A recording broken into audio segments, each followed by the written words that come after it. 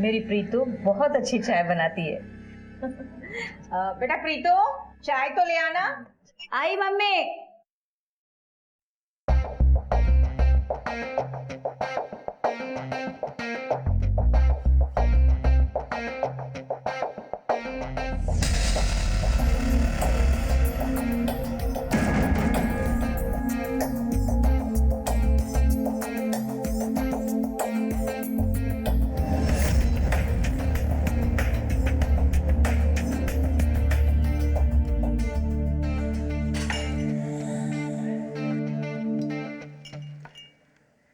मल या पटियाला?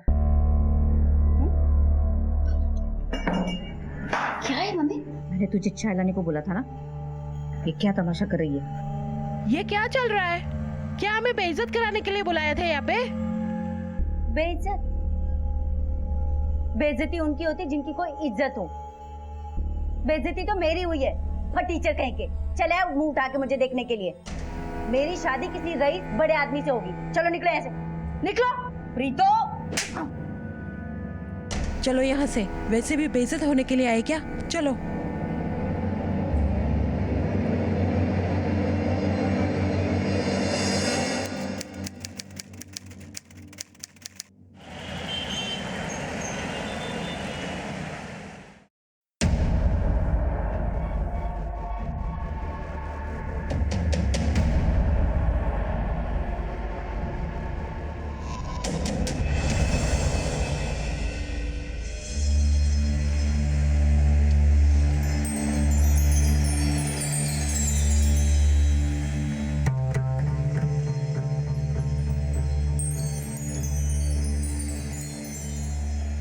एक बार नजर मार के देख के लो, कैसी लग रही? तो हमेशा की तरह बम लाग रही है।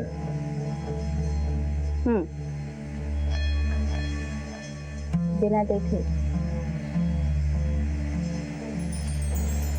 ऐसे कह रही बम लग रही।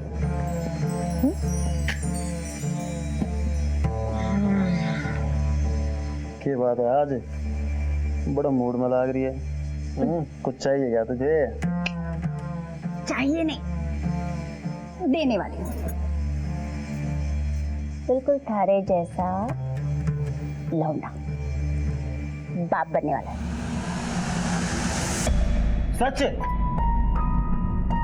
मुझ तुम्हारे प्यार की निशानी मेरे पेट में पड़।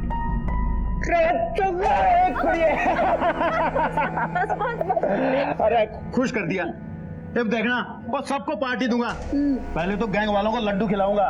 फोन करता हूँ अभी। बस बस, ज़रा खुश मत हो अभी, धीरे बोल। वैसे भी तुम्हारे बहुत सारे दुश्मन हैं, पिंटू पांडे। बात तो सही कह रही है तू।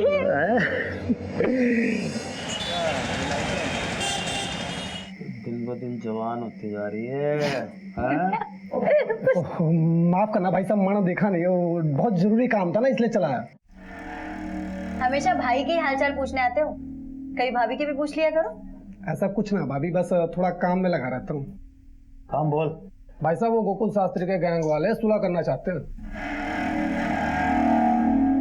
सालों के बाप को क्या मारा कि 2 दिन में औकात पता चल गई उनको? जी भाई साहब। औकात तो पता चलनी ही थी। उनके बच्चों को नया बाप जो चाहिए था, और तुमसे अच्छा बाप कहाँ से मिले? मेरे साथ रह के ना तो बड़ी समझदार होगी। चल भाई साइड नो।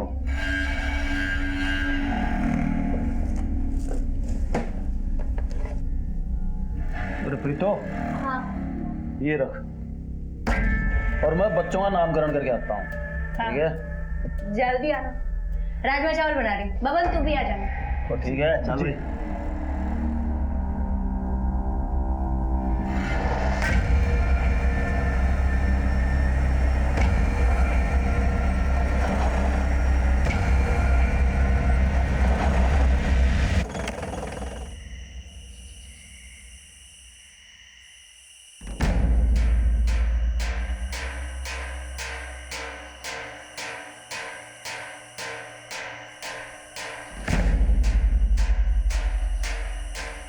तो भाई यहाँ तो कोई नजर ही नहीं आ रहा। हाँ भाई साहब। कहाँ है तेरे गोकुल शास्त्री के आदमी? फोन लगा थाना को।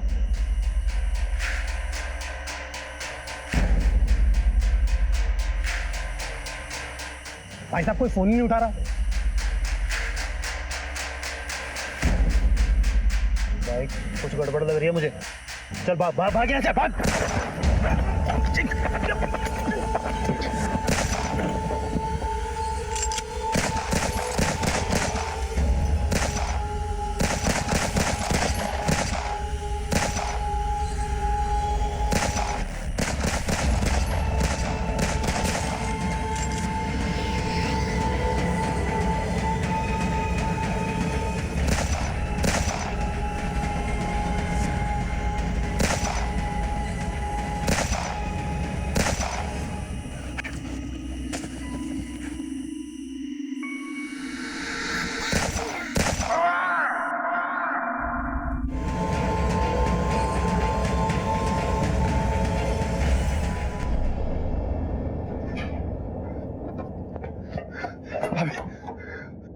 पुलिस ने पिंटू भाई को गोली मार दी। मैं बहुत मुश्किल से अपनी जान बचा के निकला हूं। किसी कमीने ने मुखबरी कर दी साहब। भाभी अभी हमें यहाँ से निकलना पड़ेगा। गोकुल के गैंग वाले हमें हर जगह ढूंढ रहे हैं और पुलिस भी कभी भी यहाँ पहुंचती होगी।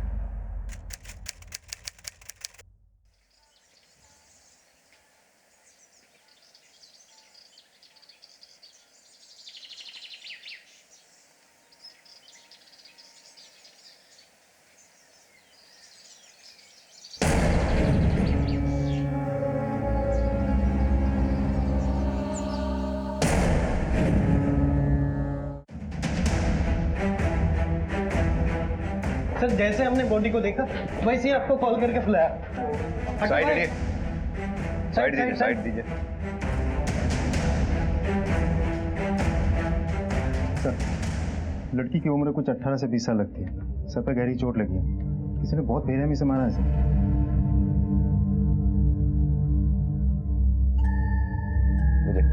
एरिया सील करवा पड़ेगा। सर ये लड़की यहीं रहती थी? जी सर, शर्मा जी की बेटी नंदनी है, फ्लैट नंबर 204 में रहती है। अच्छा, तुमने जब डेड बॉडी को लिफ्ट में देखा तो लिफ्ट में कोई और भी था या किसी को आते जाते देखा हो? नहीं सर। विजय, या तो इस लड़की के ऊपर हमला इस लिफ्ट में ही हुआ है या फिर ये हमलावर से बचने के लिए लिफ्ट की तरफ भागी है। विजय, बॉडी को पोस्टमार्टम के लिए भिजवा दो। सपन सर। लड़की की फैमिली की डिटेल्स लेके उसकी फैमिली को इन्फॉर्म कर दो। Okay sir. आओ विजय। सर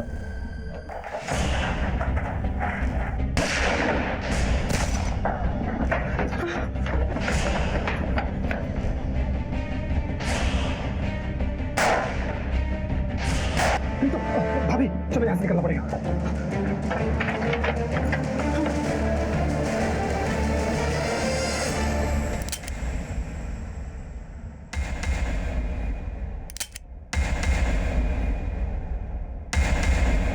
देख, अगर तूने हमें मार दिया ना तो तुझे कुछ नहीं मिलेगा, लेकिन अगर तुमने हमें जिंदा छोड़ दिया तो तुम्हें बहुत कुछ मिल सकता है। जब चाहो और जितना चाहो।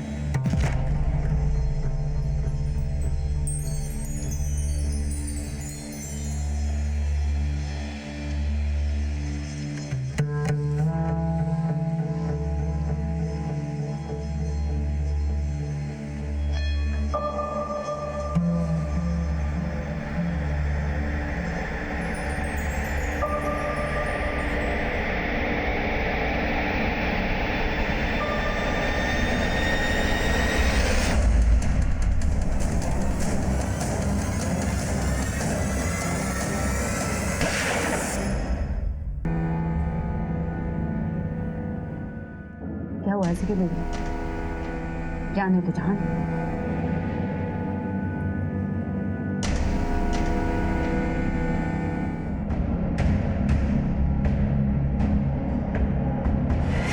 सर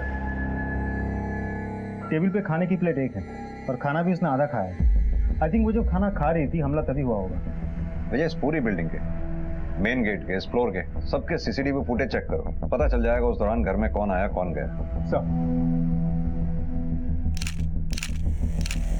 सफर, इस लड़की की फैमिली से कांटेक्ट करने की कोशिश करते रहो। सर।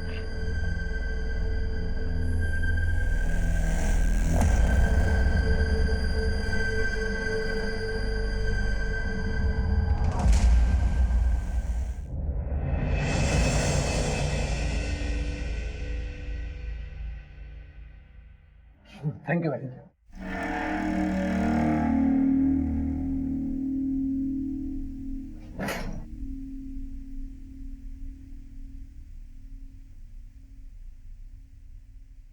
अभी अरे अभी बैठो यहाँ पे। भाभी आपको घबराने की कोई जरूरत नहीं। जब तक मैं आपके साथ हूँ आपका कोई कुछ नहीं बिगाड़ पाएगा और मैं आपके साथ हमेशा रहूंगा। आप चिंता करना छोड़ दीजिए। सर उनकी फैमिली में कोई शादी थी, इसलिए शर्मा जी और उनकी मिसेस 2 दिन पहले ही रोहतक निकल गए थे। आप कब से जानते हैं इनको? नंदनी जब 3 साल की थी तब शर्मा जी यहाँ पे शिफ्ट हुए थे। ये नंदिनी के पापा काम क्या करते वो अकाउंटेंट है बिजली विभाग में। हैं? आप लोगों में से किसी ने नंदिनी के घर किसी को आते जाते देखा हो? नहीं सर। या नंदिनी की किसी से बात हुई हो? नहीं सर। सर कल रात लगभग 10 बजे नन्नी मेरे घर आई थी।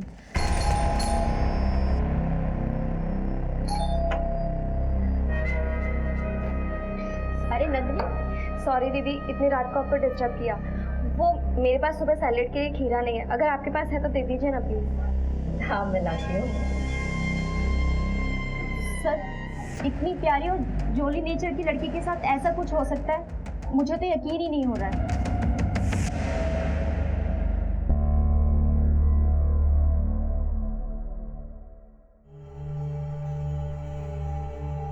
तुम्हें बहुत भूख लगी ना? ये लो।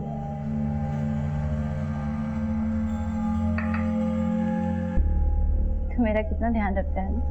अगर तू नहीं होता तो पता नहीं मेरा क्या होता। कुछ भी बोलती हो आप चुपचाप खाना खाइए, ठीक है? बबन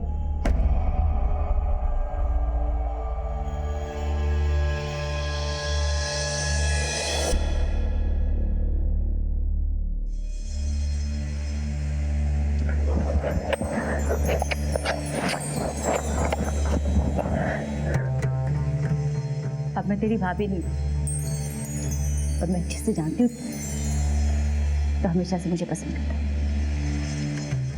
भाभी तो सिर्फ मजबूरी पे बोलता था। दिल से तो मुझे हमेशा अपनी प्रीतो मानता था ना। क्या हुआ, इतना घबरा क्यों रहा? तो मैं भी तुझे हमेशा से पसंद करती, पर कभी कह नहीं पाई। लेकिन आज मैं भी तुझसे बहुत पहले कहना चाहता था, तब से ये बात मेरे हालत में थी। मैं भी तुझसे बहुत प्यार करता हूँ, तेरे बिना नहीं रह सकता।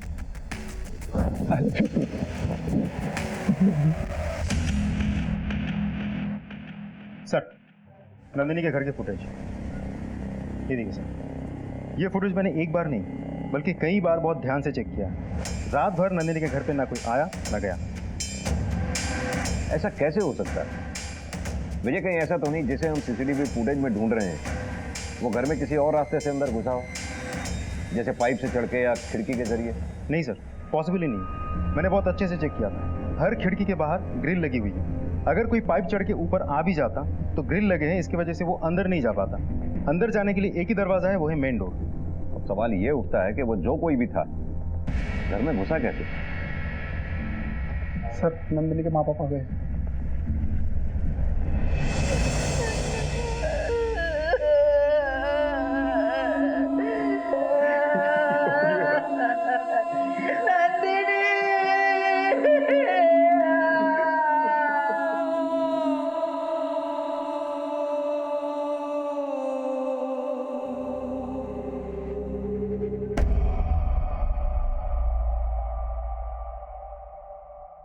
आप लोगों की किसी से कोई दुश्मनी या झगड़ा या नंदिनी का? सीधे साधे लोग हैं हम सर। हम किसी से क्या बैर लेंगे और किसी को हमसे क्या दुश्मनी रखी? देखिए ऐसा भी तो हो सकता है कि नंदिनी जहाँ काम करती थी वहाँ किसी के साथ कोई झगड़ा हुआ हो। नहीं सर, ऐसा कुछ नहीं था। अभी 6 महीने ही उसकी नौकरी लगी थी। पापा मिठाई खाओ। क्या होता है? अरे खाओ तो। मम्मा आप भी खाओ। आज से हमारी सारी प्रॉब्लम्स दूर हो जाएगी क्योंकि मुझे नौकरी मिल गई है। क्या बात और वो भी पता है 2-4 हजार रुपए की नहीं, पूरे 50,000 रुपए की। आपकी बेटी काम कहाँ करती थी? आप लोग जा सकते हैं।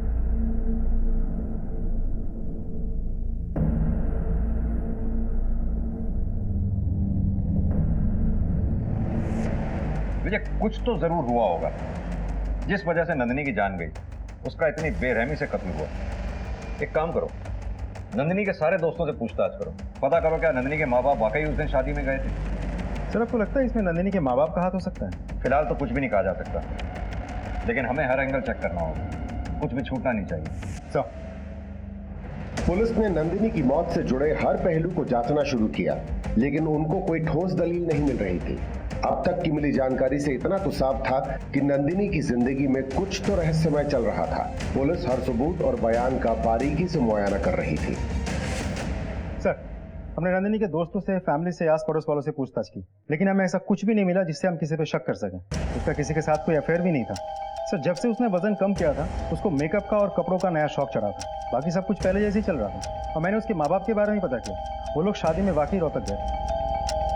विजय, ये नंदिनी जहाँ काम करती थी वहाँ इंक्वायरी करो, शायद वहाँ से कोई इन्फॉर्मेशन मिले। सर, नंदिनी शर्मा की पोस्टमार्टम रिपोर्ट आ गई।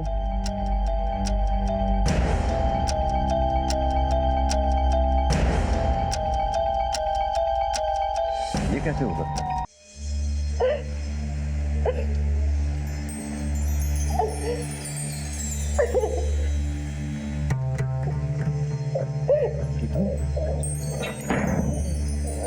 क्या हुआ तुझे? क्यों रो रही है? बोलना तुझे, क्या हुआ? बोल जी, क्या हुआ? क्यों रो रही है?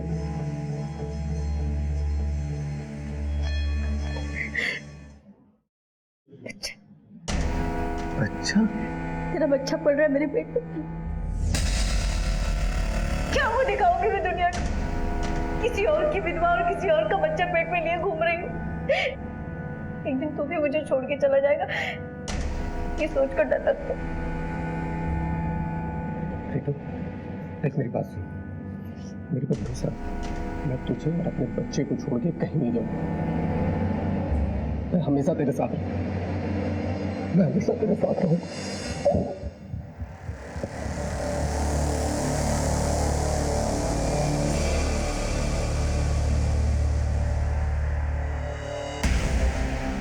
हमारे प्यार की निशानी, हमारे प्यार की निशानी मेरे पेट में पड़ गई। तो मेरी प्रीतो, क्या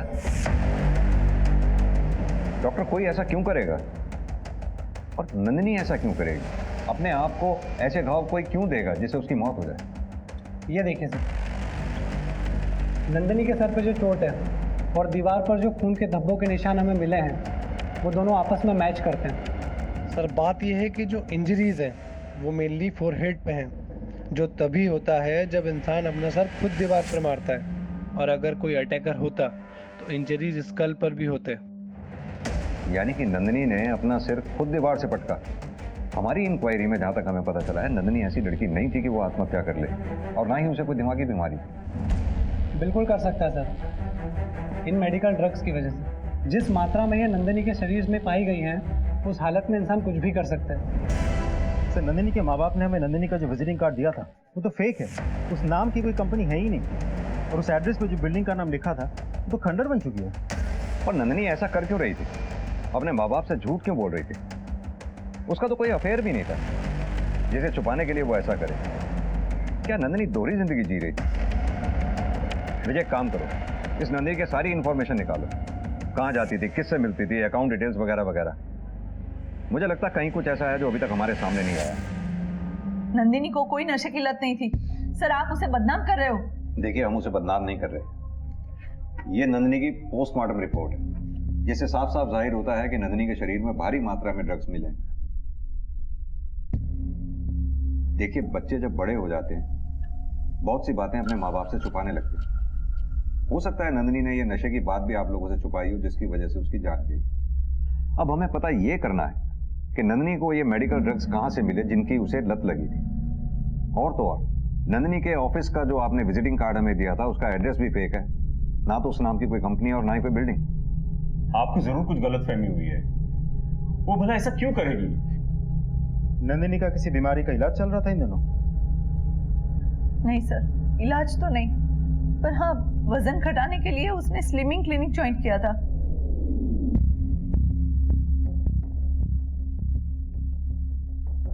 बारह किलो वजन कम होने के बाद 6 महीने पहले ही उसने वो छोड़ दिया। उसके बाद उसे नई नौकरी मिली थी।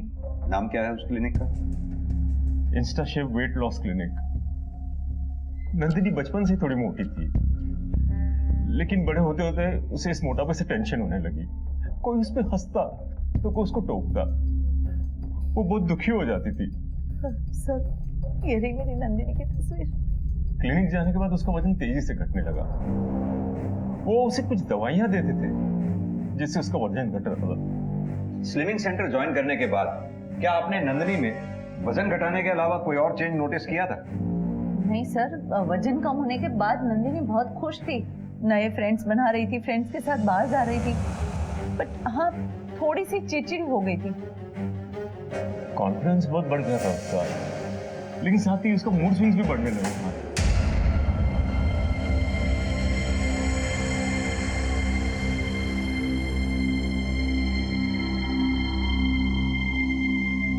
नंदिनी, क्या बात है बेटा?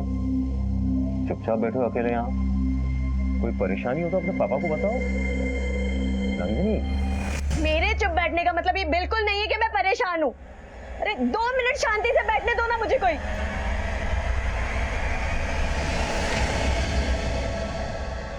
एक बात बताइए, नंदिनी का खर्चा कैसे चलता था? पैसे तो उसके पास होते ही थे। हमें लगा नौकरी कर रही है, वहीं से आ रहे होगे। कुछ समझ में नहीं आ रहा है वो क्या कर रही थी। भाई भाई ठाकुर ने फ्लाईओवर के पास बुलाया और बुलाया अकेले आने। तो रुक मैं आता हूँ, मैं जाके आता हूँ। अपना ध्यान रखना और संभाल कर जाना। तू घबरा मत, पुलिस को पता भी नहीं कि हम कर रहे हैं, ठीक है? सर, नंदिनी के कॉल रिकॉर्ड के हिसाब से उसके बारे में खास कुछ पता नहीं चला, लेकिन उसके मोबाइल लोकेशन से हमें ये इन्फॉर्मेशन मिली है कि वो गुरुग्राम के सेक्टर 48 में अक्सर आ जाया करती थी, वो भी उस टाइमिंग पे जब उसके माँ बाप के हिसाब से वो जॉब पर होती थी। वहाँ ऐसा क्या था? Slimming clinic.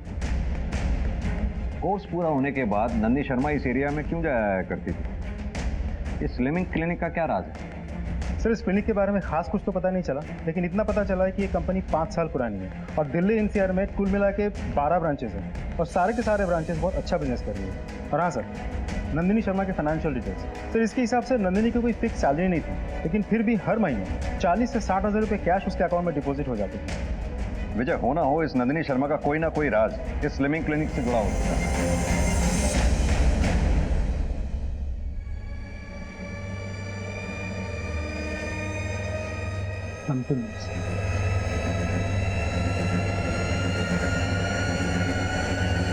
यस सर, अभी आपको किससे मिलना? यहाँ का मैनेजर कौन है? उनसे मिलना है। Okay, 1 second.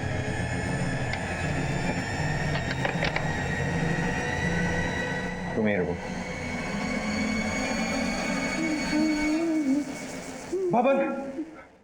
बबन मारा गया।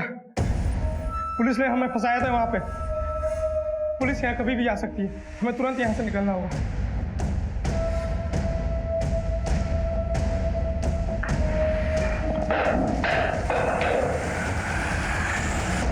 क्या दिक्कत है तेरी? क्या चाहता है तू? क्यों मुझे चैन से नहीं जीने देता? जब भी खुश होती हूँ, जब भी कुछ अच्छा होता है, सब खत्म कर देता है। मुझे जीने का हक नहीं है क्या? क्यों मुझे चैन से नहीं जीने देता?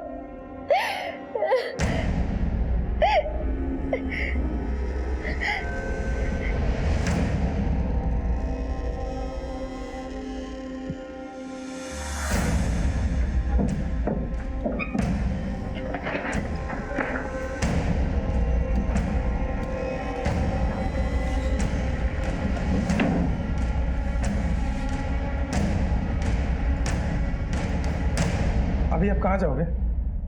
पता नहीं, लेकिन पुलिस के हाथ नहीं आऊंगी। खुद को इतना मजबूत, इतना ताकतवर बनाऊंगी कि पुलिस मेरे आगे पीछे घूमे और कभी टकराए भी ना तो मैडम कह के बुलाए।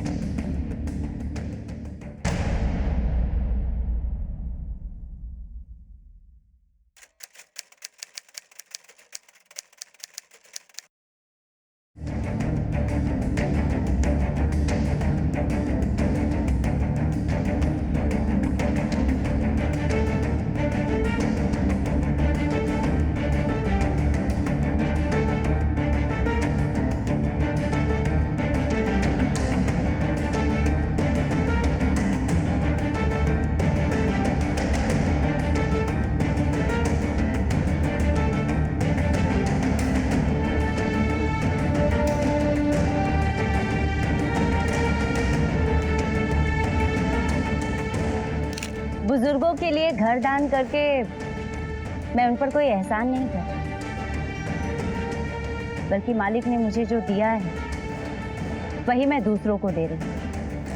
ये वृद्धाश्रम मैंने अपनी माँ की याद में बनवाया। उनके आदर्श और वसूलों का मैं पालन करती और आगे भी करती रहूँ।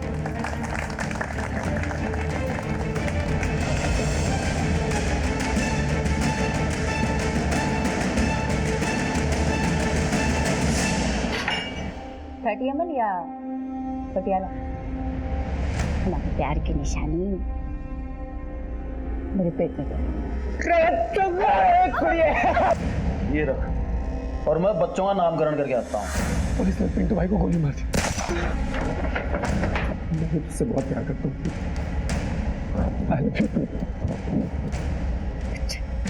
तेरा बच्चा पड़ रहा है मेरे पेट में। बबन मारा गया, पुलिस ने हमें फंसाया था वहाँ पे। पुलिस यहाँ कभी भी आ सकती है। पुलिस के हाथ नहीं आऊंगी। खुद को इतना मजबूत, इतना ताकतवर बनाऊंगी कि पुलिस मेरे आगे पीछे को। कल तक पुलिस से मुंह छुपाए फिर रही प्रीत आज इस मकाम तक कैसे पहुंची? उसका कद इतना बुलंद कैसे हो गया? नंदिनी की मौत की तफ्तीश कर रही पुलिस टीम ने अब एक नया पैंतरा आजमाया। अब इंतजार था किसी ठोस सबूत के हाथ लगने का। Hello sir, my self Priyanka Nath. How may I help you?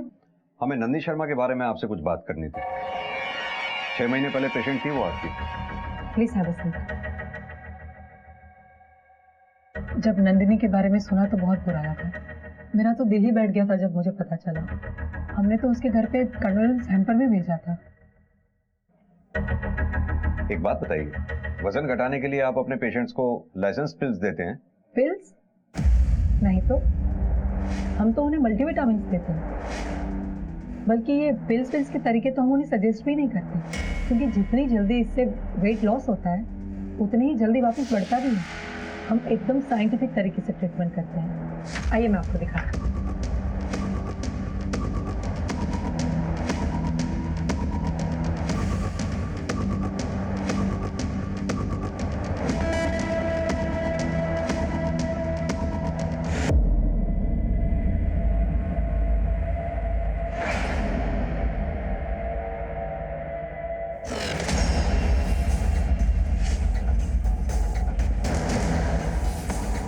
Priyanka ji, आप हमें टेस्ट के लिए स्थिनिंग टैबलेट का एक सैंपल दे सकती थी? या श्योर, मैं अभी अरेंज कराती हूँ। थैंक मुझे क्लिनिक से रिलेटेड ऐसी कोई भी चीज हमारे हाथ नहीं लगी जिससे ये साबित हो कि क्लिनिक में कुछ गड़बड़ थी। सर, नंदिनी के मोबाइल लोकेशन के हिसाब से वो गुरुग्राम के सेक्टर 48 में अक्सर जाती थी, और ये क्लिनिक भी तो सेक्टर 48 में है। लेकिन इससे ये तो साबित नहीं होता कि वो गुरुग्राम के सेक्टर 48 में क्लिनिक में ही जाती थी। ये भी तो हो सकता है वो सेक्टर 48 में अपने किसी दोस्त के यहाँ जाती है। रही बात पैसों की जो उसके अकाउंट में डिपॉजिट होते थे, हो सकता है वो ड्रग पेडलिंग से रिलेटेड हो, तभी उसने उस दौरान पार्टीज में आना जाना शुरू कर दिया था। विजय, काम करो, नंदिनी के सारे दोस्तों से पूछताछ करो। सर,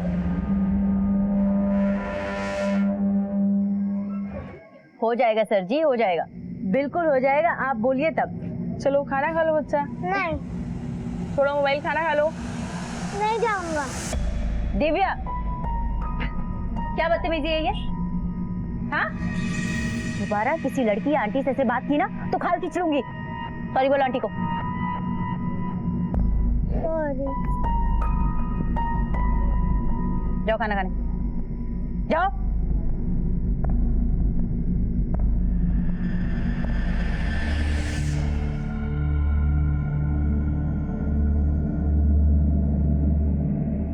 माय गॉड, बहुत सुना है इस क्लिनिक के बारे में। मेरा वजन भी कम हो जाएगा ना?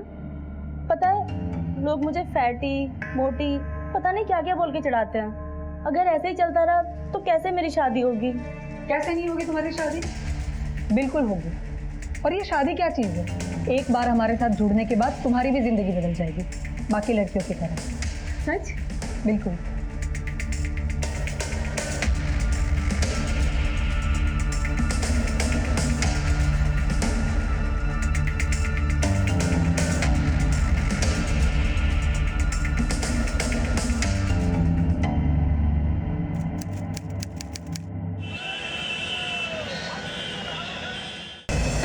दरवाजा खोलो, खोलो, मुझे जाने दो।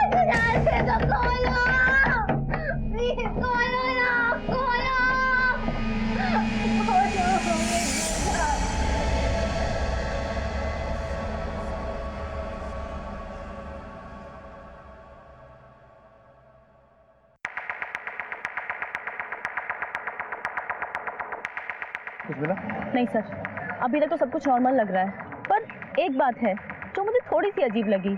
वो प्रियंका किसी लड़के से दवाइयाँ खाने की बात कर रही थी और किसी छोटी पंजाबन से मैडम मैडम बोल के पुलिस के आने की बात भी कर रही थी। मैंने पुलिस को समझाकर वापस भेज दिया है। मैडम, छोटी पंजाबन हमारे लिए सिर्फ एक नाम नहीं है, हमारे लिए आइडल है और हम आपके नाम पर कोई आंच नहीं आने देंगे। जी। ओह, आई एम सॉरी। सब ठीक? ठीक, तुम उस पर नजर बना रखो। जी सर। सर,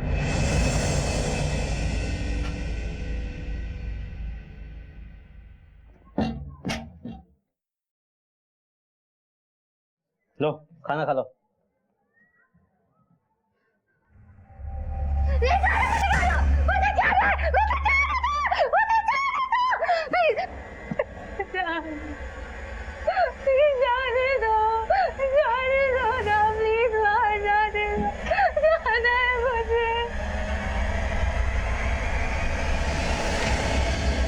प्राची ने जिस छोटी पंजाबन का नाम लिया था वो एक बिजनेस वूमन है, इधर उधर समाज सेवा का काम करते रहती है, लेकिन उसके खिलाफ खास कुछ पता नहीं चला।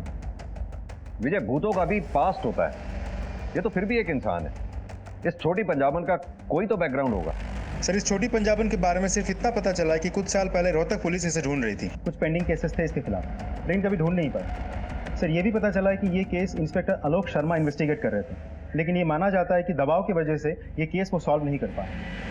ये इंस्पेक्टर आलोक शर्मा से कांटेक्ट करो। सर। क्या छोटी गैंगस्टर थी? हाँ, शुरू से ही सस्पेक्ट थी, लेकिन उसके खिलाफ कभी कोई सबूत नहीं मिला और जब तक ये केस आगे बढ़ता वो कहीं अंडरग्राउंड था। उसे काफी टाइम के बाद मैंने एक बार न्यूज़पेपर में उसकी फोटो देखी, अच्छा खासा नाम बड़ा करके वो सामने आई। मैंने उस वक्त भी उसकी फाइल रीओपन करने की कोशिश की, लेकिन कोई फायदा नहीं। बड़ा कद हो गया उसका, ऊपर के लोगों की पहचान है उसकी। तब तो इस छोटी पे हाथ डालना और भी मुश्किल होगा। उसके खिलाफ कहीं कुछ सबूत नहीं। जहां तक मैं समझता हूं कि अगर वो स्लिमिंग क्लिनिक में इन्वॉल्व है तो कुछ ना कुछ गोरा धंधा जरूर चल रहा है, लेकिन फिर भी उस तक पहुंचने के लिए हमें सबूत तो चाहिए। अगर छोटी ने अपना नाम और पहचान इलीगल तरीके से बदली है तो ये भी एक क्राइम है, और ये बात अगर हम साबित कर पाए तो उस तक पहुंचा जा सकता है।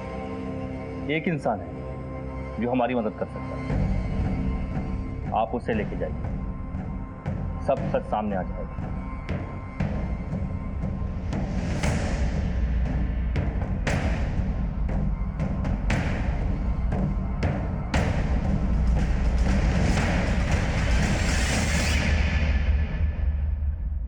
क्या हुआ? ऐसे कैसे गुस्से चले आ रहे हैं आप लोग? आपसे कुछ बात करनी थी। और मुझे कोई बात नहीं करनी?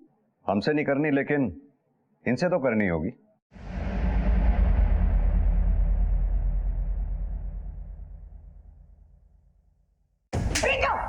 ये क्या तमाशा कर रही है? मेरी शादी किसी रईस बड़े आदमी से होगी।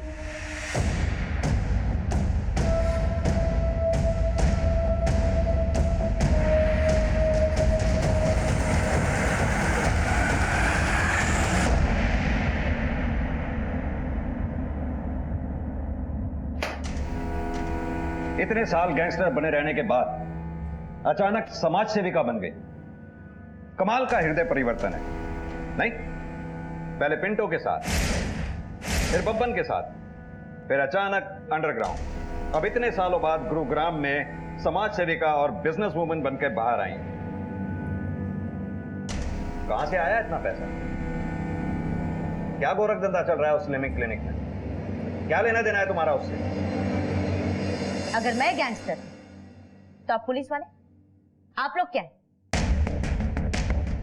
क्लिनिक से जुड़ी एक लड़की ने अपनी जान ले ली है। उसके शरीर से हमें हेवी मात्रा में ड्रग्स मिले हैं। कुछ रोशनी डाल सकती है आप? क्लिनिक में 50 लड़कियां आती हैं सर, वो बाहर जाकर क्या गुल खिलाती है उससे मेरा क्या लेना देना? और रही बात आपके सवालों तो उसके जवाब देना ना तो मैं जरूरी समझती हूँ और ना ही वो मेरी मजबूरी। लेकिन हमारे लिए जरूरी है, क्योंकि ये बात तुम बहुत अच्छी तरह से जानती हो कि हम अगर अपने पे आ गए तो सच उगलवाई लेते हैं। 4 घंटे हैं तेरे पास सोचने के लिए। सोच लो, मर्जी से बोलोगी या आओ भगत करा के?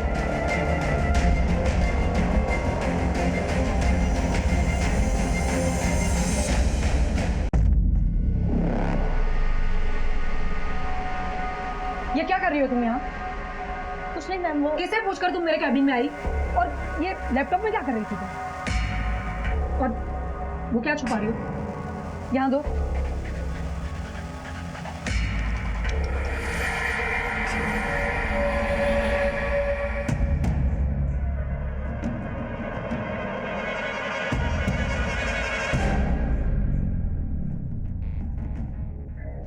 ये पुलिस वाले ना तो उस समय मेरा कुछ बिगाड़ पाए थे, ना अब बिगाड़ पाएंगे।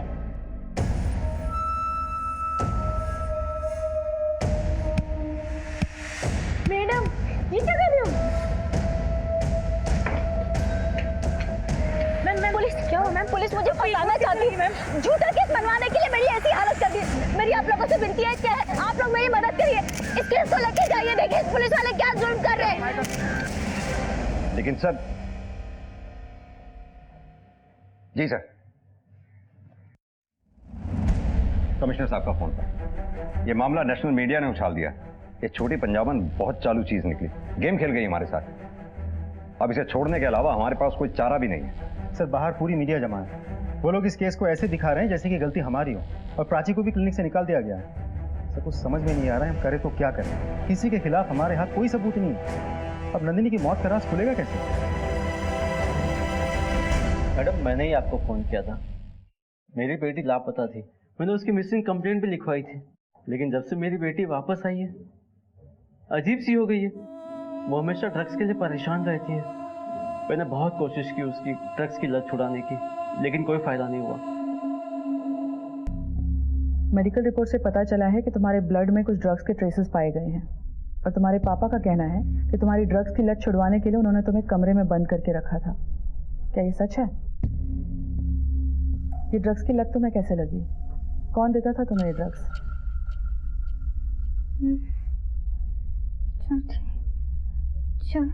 छोटी पंजाबन। छोटी पंजाबन? ये नाम कुछ सुना सुना लग रहा है। हाँ याद आया, हाल ही में मीडिया में उसके बारे में सुना था। गुरुग्राम केस में उसका नाम सामने आया था। तुरंत गुरुग्राम पुलिस को इन्फॉर्म करो। ठीक है, बताना मुझे। सर लखनऊ पुलिस को एक लड़की मिली है जिसका कनेक्शन छोटी पंजाबन से है।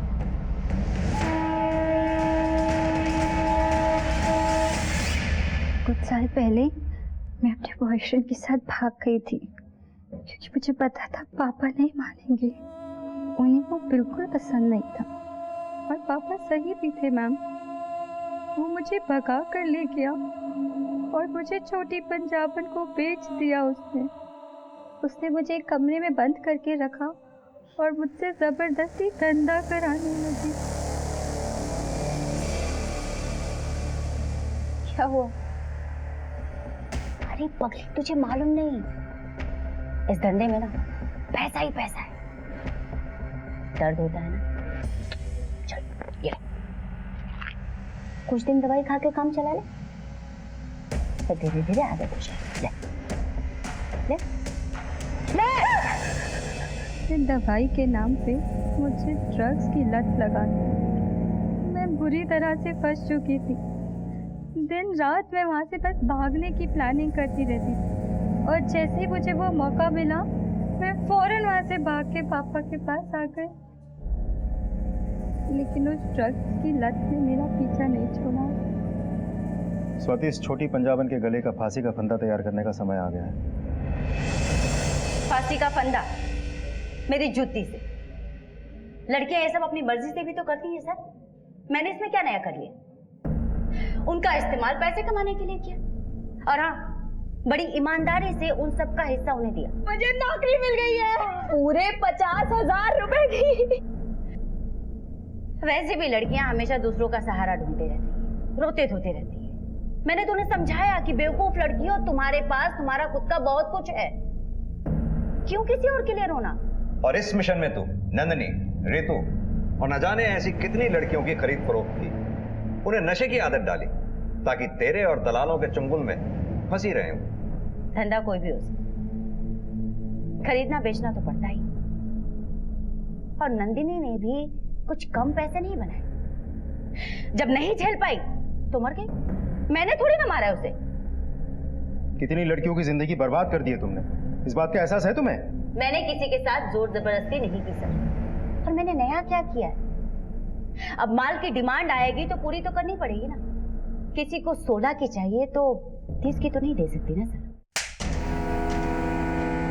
अब जिस फ्लो से अब तक इतनी बातें कही हैं, उसी फ्लो में सच भी बोल दे, वरना इसका हाथ अगर अपने फ्लो में चला तो कोई भी ड्रग तेरा दर्द कम नहीं कर पाएगी।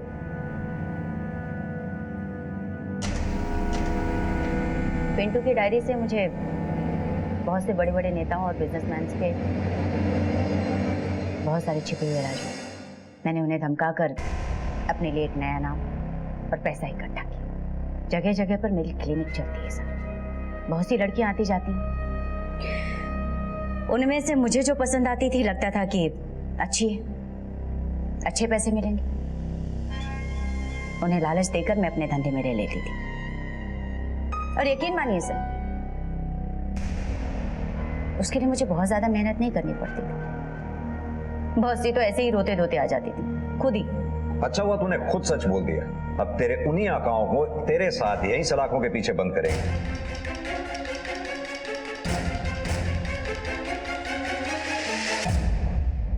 अपने सपनों के पीछे भागते भागते मैं ये भूल ही गई थी कि देर सवेर कहीं ना कहीं इनका अंत हो ही जाएगा। कुछ पाने के लिए कुछ खोना पड़ता है, इसका मुझे विश्वास था। लेकिन आज ये एहसास हुआ कि कुछ पाने के लिए मैंने अपना सब कुछ खो दिया।